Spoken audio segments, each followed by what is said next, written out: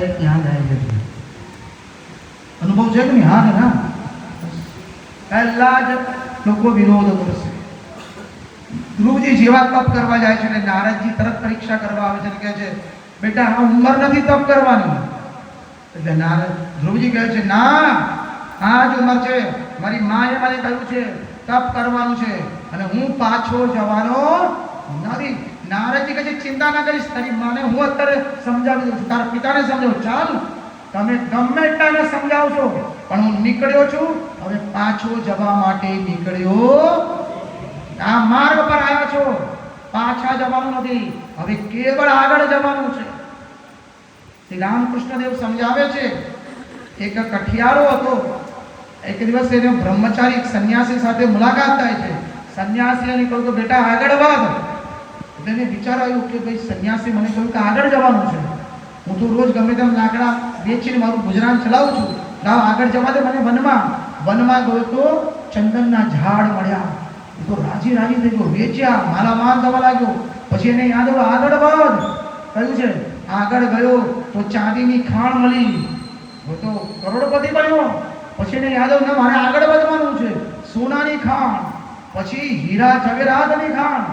આ માર્ગમાં આપણે આવ્યા છે, હવે પાછળ જવાનું નથી, આગળ જ જઈશું. આ સ્થાન લઈ લો, નિયમ લઈ લો, સિદ્ધાંત લઈ લો. આ ભગવત માર્ગમાં આપણે આગળ જવા જ આવ્યા છે.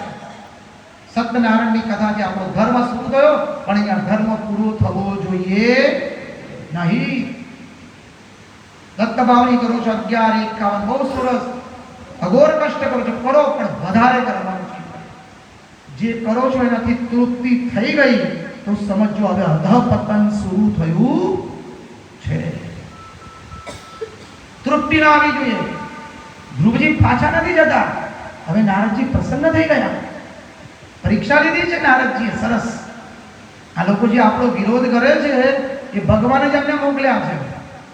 જતા હોય અરે ચાલો હવે પછી જઈશું, પહેલા આપણે થોડો મોલમાં જઈ આવી, ખરીદી આવી. પછી મોલમાં ગયા પછી અહીંયા આવવાનું મન થવાનું, પછી જમવા બેસી ગયા હોટલમાં, પૂરું થઈ ગયું, રાતના 9 વાગી ગયા.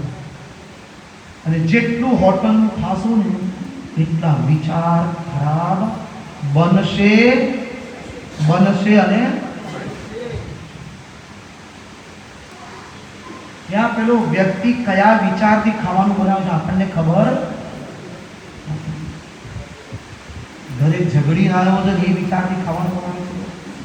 સત્ય ઘટના કહું, અમારા શ્રીરામ વૃંદાવનના મહાત્માઓ એક વખત એક જગ્યાએથી બીજી જગ્યાએ જતા હતા. માર્ગમાં એક જગ્યા આવી તો એક ભક્ત હતા ભગવાનના, એમને કહ્યું મહારાજ અહીંયા જ હું કામ કરી લો, મેં બધી વ્યવસ્થા કરી છે, રસોઈઓ છે અને અમારી પત્ની પણ છે, સરસ રીતે ખાવા બનાવશે મહારાજ.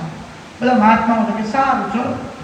તે રાત્રે સરસ પ્રસાદ બનાવ્યો, લાલજીને ધરાવ્યો અને અમે ભોજન લીધું.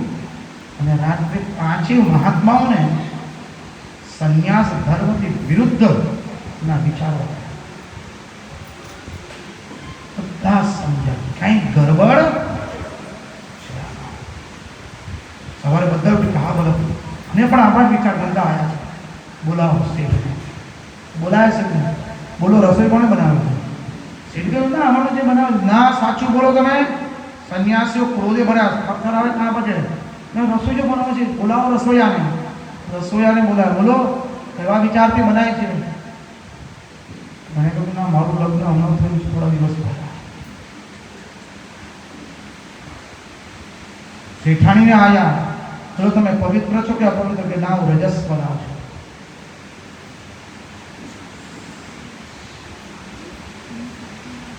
ખબર પડી ગઈ ના? હવે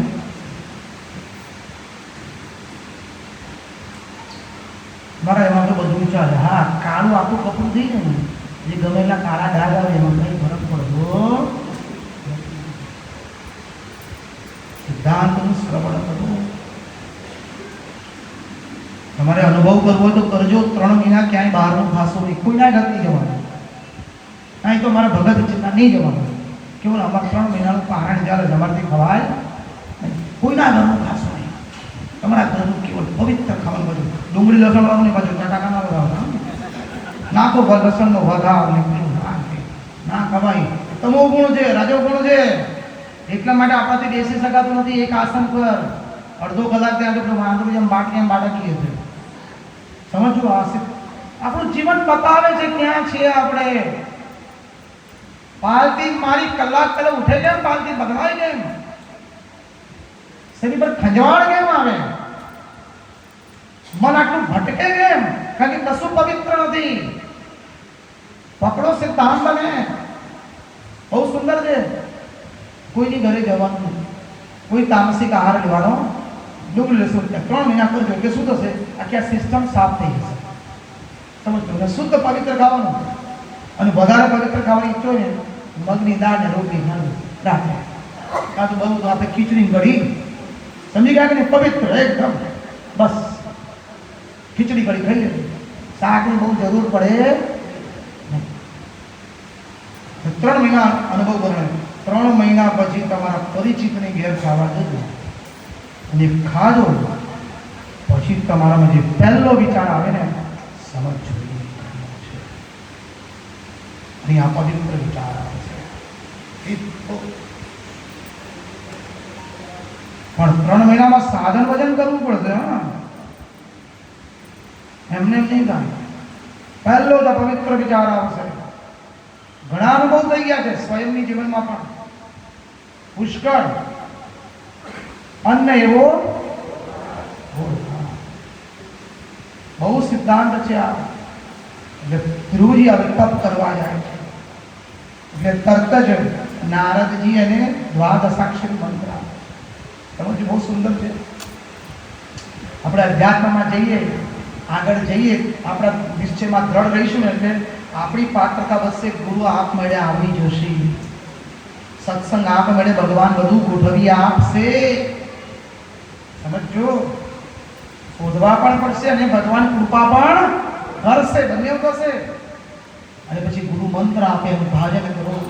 ધરુજી સરસ મથુરા મંડળમાં આવીને સાધન આરંભે છે. પહેલે મહિને કેવળ ફળ ખાય છે, બીજે મહિને કેવળ સૂકા પાંદડા ખાધા, ત્રીજે મહિને કેવળ જળ પીધું, ચોથે મહિને કેવળ પ્રાણ વાયુ લે છે, ચોથે મહિને 5 મહિને પણ બંધ કરી દીધું. અને એમના પ્રાણ સમષ્ટિના પ્રાણમાં વિલીન થઈ ગયા. હાહાકાર મચી ગયો. આપણા પ્રાણ, આપણા શરીરમાં જે પ્રાણ છે વ્યષ્ટિ પ્રાણ છે.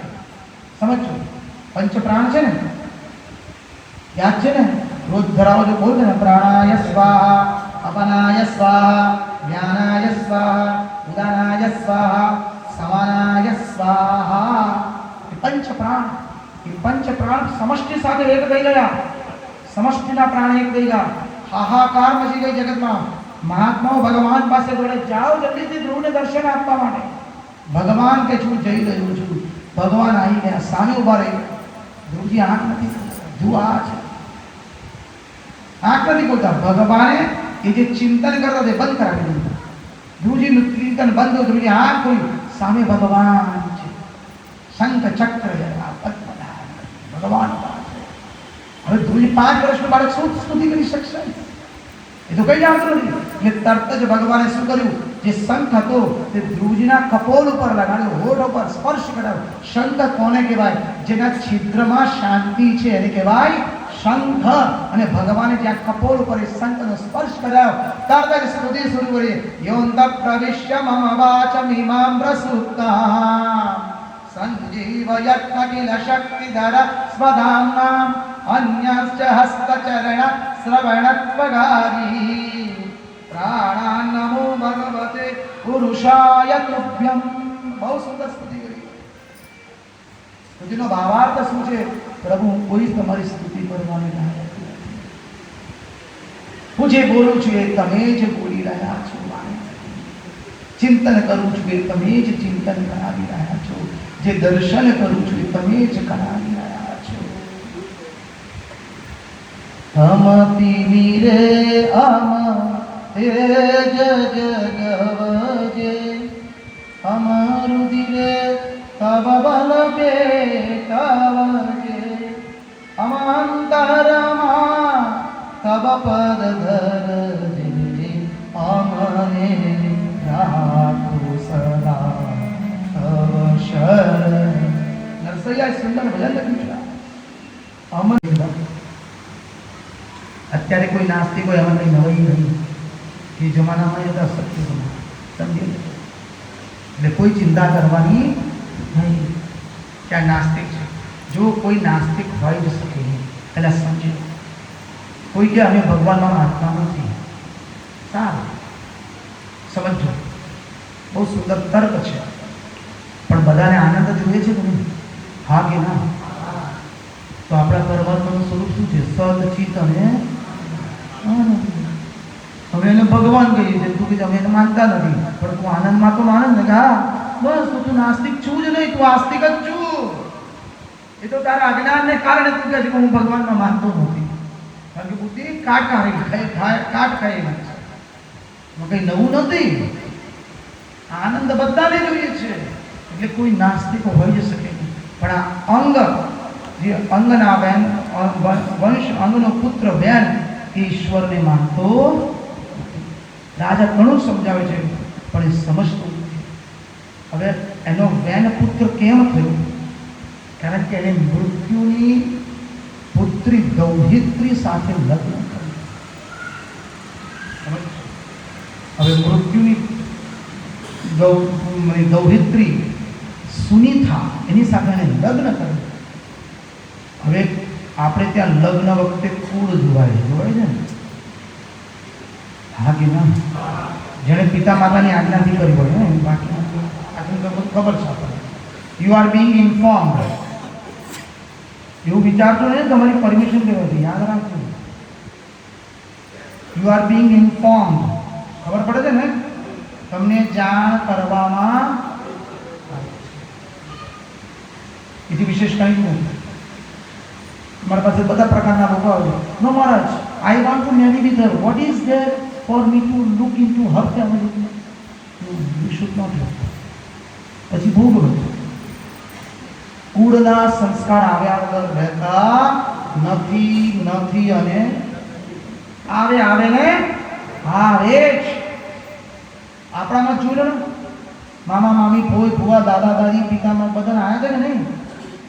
બસ પણ આજનો વ્યક્તિ કે ના મારે તમારે માન્યું ના માન્યું છોડ્યું બિલીવ તો શું મહારાજ આપણે એમને સ્વીકાર કરવું? બિલકુલ નહીં. ઠીક છે એની ઈચ્છા પ્રમાણે કંઈ વાંધો નહીં, ખોટું નથી કશું કર્યું. સ્વીકાર કરવાનો પ્રેમથી, કંઈ ખોટું કર્યું નથી. સમજો 7મા સ્કંદની અંદર ગૃહસ્થના લક્ષણો આવે છે. સંતાનને એના પગ પર ઊભું કરી દીધું પછી એને જે કરવું હોય તે કરી છૂટ આપવાનું. શા માટે?